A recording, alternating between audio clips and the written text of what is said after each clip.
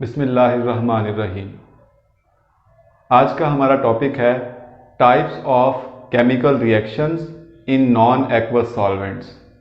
इससे पहले हम 5 डिफरेंट केमिकल रिएक्शंस का जिक्र कर चुके हैं कि नॉन एक्वस सॉल्वेंट्स के क्या असरात हैं केमिकल रिएक्शन में, जैसा कि एसिड बेस रिएक्शन, प्रेसिपिटेशन और इसके अलावा रिडॉक्स रिएक्शन, एम्फोटेरिक रिएक्शन और लास्ट पे हमने जिक्र किया था सॉल्वोलाइसिस का। अब नेक्स्ट हम जिक्र करने लगे हैं कॉम्प्लेक्स फॉर्मेशन रिएक्शन का। अब कॉम्प्लेक्स फॉर्मेशन रिएक्शन कौन से सॉल्वेंट्स में मुमकिन है, एक्वस में या नॉन एक्वस में। तो सबसे पहली बात तो हम ये बताते हैं कि ये एक्वस और नॉन एक्वस दोनों सॉल्वेंट्स में ये केमिकल रिएक्शन हो सकता है। अब हम एक एग्जांपल लेते हैं, जैसा कि हम एल्यूमिनियम आयन की बात करते हैं। एल्यूमिनियम आयन को आइडेंटिफाई करने के लिए हम यूज़ करते हैं सोडियम हाइड्रोक्साइड। तो जब हम small amount of sodium hydroxide aluminium ion के सॉल्यूशन में ऐड करते हैं तो क्या होगा, एल्यूमिनियम हाइड्रोक्साइड बनेगा वाइट कलर के प्रेसिपिटेट, ठीक है। और इसके अलावा सोडियम क्लोराइड। अब ये एल्यूमिनियम हाइड्रोक्साइड प्रेसिपिटेट की फॉर्म में नीचे बैठ जाएगा, मगर अगर हम सोडियम हाइड्रोक्साइड को स्मॉल अमाउंट की बजाय ज़ायद मिकदार में यूज़ करते हैं तो प्रोडक्ट क्या होगा, एक कॉम्प्लेक्स कंपाउंड, ठीक है। जब हम स्मॉल अमाउंट यूज़ करते हैं तो एल्यूमिनियम आयन रिएक्ट करेंगे और बनाएंगे एल्यूमिनियम हाइड्रोक्साइड और ये प्रेसिपिटेट बन के नीचे बैठ जाएंगे। मगर जब हम large amount of sodium hydroxide इस्तेमाल करते हैं in the solution of aluminium ion तो क्या होगा, ये जो एल्यूमिनियम हाइड्रोक्साइड है ये excess amount of sodium hydroxide में डिसॉल्व हो जाता है। इस वजह से जो प्रेसिपिटेट बने हुए होंगे वो डिसॉल्व हो जाएंगे और एक कॉम्प्लेक्स कंपाउंड बन जाएगा। इसी तरह की एक और एग्जांपल है जिंक सल्फेट। जिंक सल्फेट का सॉल्यूशन जब सोडियम हाइड्रोक्साइड से रिएक्ट करता है, small amount of sodium hydroxide, तो क्या होगा, जिंक हाइड्रोक्साइड बनेंगे और ये जिंक हाइड्रोक्साइड भी प्रेसिपिटेट की फॉर्म में नीचे बैठ जाएगा, जबकि सोडियम सल्फेट सॉल्यूशन का हिस्सा रहेगा। मगर जब excess amount of sodium hydroxide add करते हैं तो जो प्रेसिपिटेट बैठ गया था नीचे जिंक सल्फेट के सॉल्यूशन से, अब वो जिंक हाइड्रोक्साइड क्या करेगा, सोडियम हाइड्रोक्साइड से रिएक्ट करके कॉम्प्लेक्स कंपाउंड बना देगा। इसी तरह से कॉपर सल्फेट जब वाटर से रिएक्ट करता है तो ये कॉम्प्लेक्स कंपाउंड बन जाएगा। अब नेक्स्ट टाइप की बात करते हैं कॉम्बिनेशन केमिकल रिएक्शन। नाम से वाज़ेह हो रहा है कि इसमें दो या दो से ज़ायद रिएक्टेंट आपस में मिलेंगे और एक नया सिंगल प्रोडक्ट बनेगा। तो हमारे पास चंद एक एग्जांपल है, जैसा कि सोडियम क्लोरीन से रिएक्ट करता है सोडियम क्लोराइड, साल्ट फॉर्मेशन है बेसिकली ये। तो यहाँ पर हमने इनकी स्टेट भी लिखी है, बेसिकली ये थर्मोकेमिकल इक्वेशन है, हीट चेंजेस इसमें इन्वॉल्व होती हैं। तो ये सॉलिड स्टेट में है सोडियम, क्लोरीन गैसियस स्टेट में होता है, तो ये दोनों मिलकर आपस में सोडियम क्लोराइड बनाएंगे। इसी तरह से कार्बन सॉलिड स्टेट में है, ऑक्सीजन से जब ये रिएक्ट करेगा, ऑक्सीजन गैसियस स्टेट में है, तो बनेगा कार्बन डाइऑक्साइड। तो अगर दो या दो से ज़ायद रिएक्टेंट मिलकर जो प्रोडक्ट बनाते हैं वो सिंगल प्रोडक्ट की फॉर्म में हासिल हो तो हम इस तरह के रिएक्शन को कहते हैं कॉम्बिनेशन केमिकल रिएक्शन। इसके बाद नेक्स्ट टाइप है हमारे पास सॉल्वेशन। सॉल्वेशन क्या होता है, solute dissolve in solution in solvent without any change in solvent. यानी इस केमिकल रिएक्शन में क्या होगा, सोल्यूट डिसॉल्व हो जाएगा सॉल्वेंट के अंदर, मगर कोई भी केमिकल चेंज वाकई नहीं होगा सॉल्वेंट के नेचर में। अब इससे क्या मुराद है, इससे पहले ना हम एक केमिकल रिएक्शन पढ़ के आए हैं जिसे हम कहते थे सॉल्वोलाइसिस।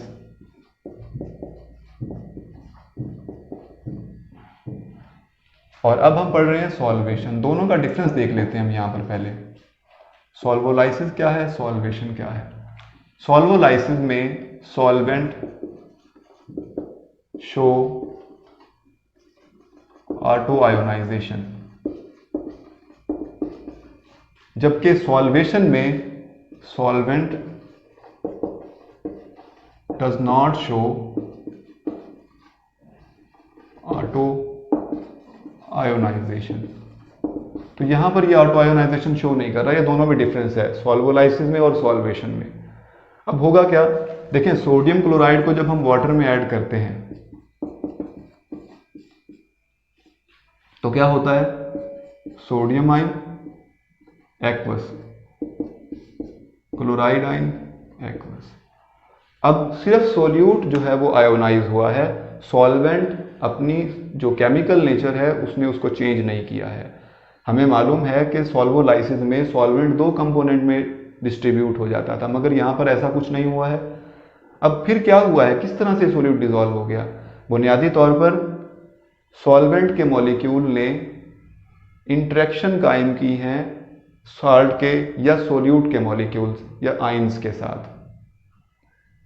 सॉल्वेंट के मॉलिक्यूल्स ने इंटरेक्शन कायम की है सोल्यूट के आयंस के साथ। अब वो इंटरेक्शन कितनी तरह की हो सकती है, तो वो हाइड्रोजन बॉन्डिंग हो सकती है,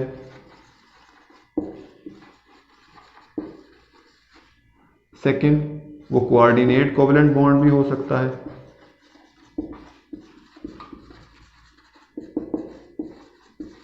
एंड थर्ड नंबर पे आयन डाइपोल इंटरेक्शन भी हो सकती है।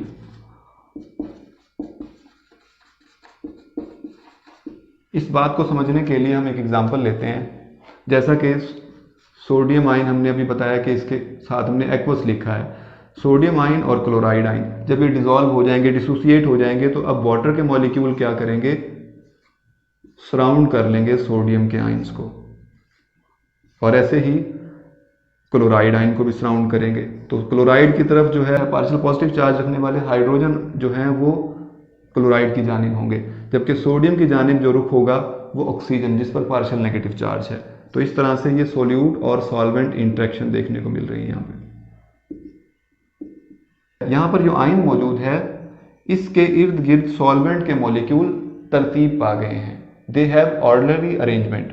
अगर अरेंजमेंट स्पेसिफिक है यहाँ पर, तो इस अरेंजमेंट की बुनियाद पर हम इस रीजन को साइबोटैक्टिक रीजन कहते हैं। साइबोटैक्टिक रीजन भी कह सकते हैं, या फिर इनको सॉल्वेशन शेल भी कहते हैं, कि सॉल्वेंट ने एक स्पेसिफिक शेल्स बना लिए, तरतीब दे लिया है अपने आप को सोल्यूट के आयंस या मॉलिक्यूल्स के गिर्द। ऐसे ही क्लोराइड की बात भी हम यहाँ पे कर लेते हैं। तो ये देखें, ये हाइड्रोजन जो है वो स्मॉल सर्कल हाइड्रोजन को रिप्रेजेंट कर रहा है। क्लोराइड पे क्योंकि नेगेटिव चार्ज है तो देखिए यहाँ पर इस तरह से इंटरेक्शन होगी।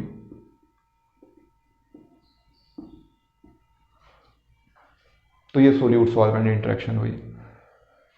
हमने बताया कि जब सॉल्वेंट इसको सराउंड करेगा तो वो सॉल्वेंट की इस रीजन में जहाँ पर वो सोल्यूट से इंटरेक्ट कर रहा है स्पेसिफिक अरेंजमेंट होगी, और इस रीजन को हम नाम देंगे साइबोटैक्टिक रीजन का। हम एक और एग्जांपल ले लेते हैं यहाँ पर, कि जब हम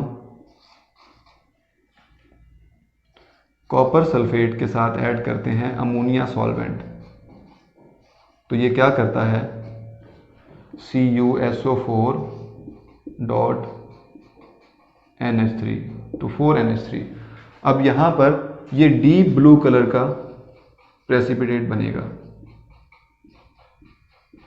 अब ये डीप ब्लू कलर का प्रेसिपिटेट क्यों बना है, क्योंकि यहाँ पर कोऑर्डिनेट कोवलेंट बॉन्ड वाली इंटरेक्शन कायम हो गई है, और इस तरह से प्रेसिपिटेट के फॉर्म में नीचे बैठ जाएगा।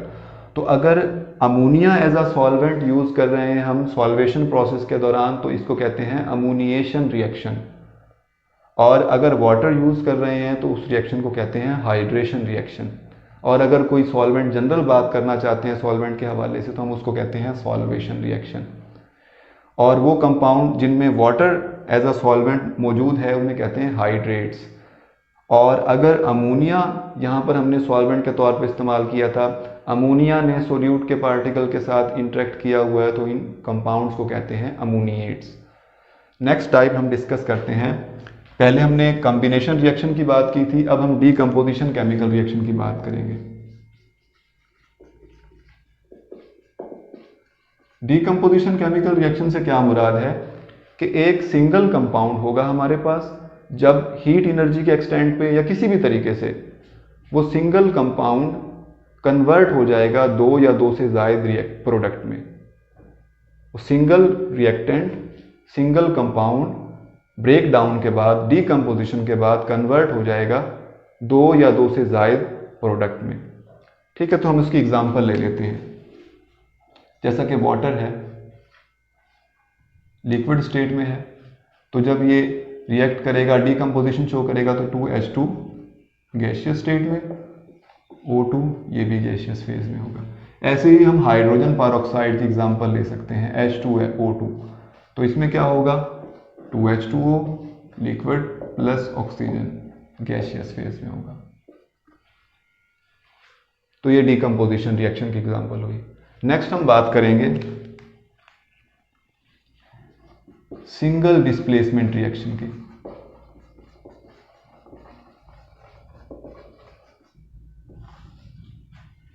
सिंगल डिस्प्लेसमेंट रिएक्शन से क्या मुराद है कि ये ऐसे केमिकल रिएक्शन हैं जिसमें more active element displace another less active element.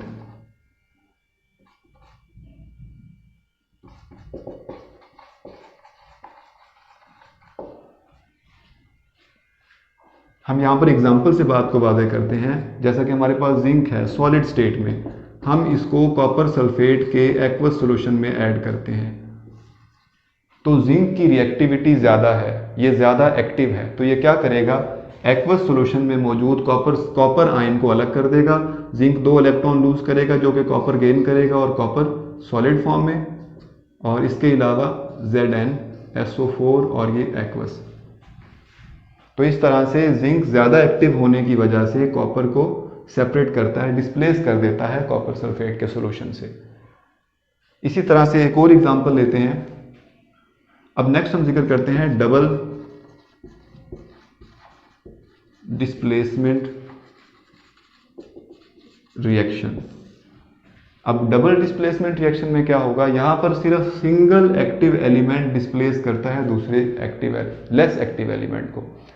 Double displacement reaction में 2 एलिमेंट डिस्प्लेस करेंगे दूसरे लेस एक्टिव एलिमेंट्स को। तो इसकी एग्जांपल प्रेसिपिटेशन भी है कि 2 एलिमेंट्स जो है वो डिस्प्लेस होते हैं। यहाँ पर सिंगल एलिमेंट डिस्प्लेस हो रहा था, तो यहाँ पर 2 एलिमेंट डिस्प्लेस होंगे। तो इसकी एग्जांपल आप प्रेसिपिटेशन की फॉर्म में बता सकते हैं, प्रेसिपिटेट। और इस प्रोसेस को क्या नाम देते हैं, प्रेसिपिटेशन। तो ये हमारे पास टोटल 10 डिफरेंट टाइप्स थी जिनमें हमने नॉन एक्वस सॉल्वेंट के एक्शन को ऑब्जर्व किया कि किस तरह से एक्वस और non aqueous solvents chemical reactions पर असरअंदाज होते हैं।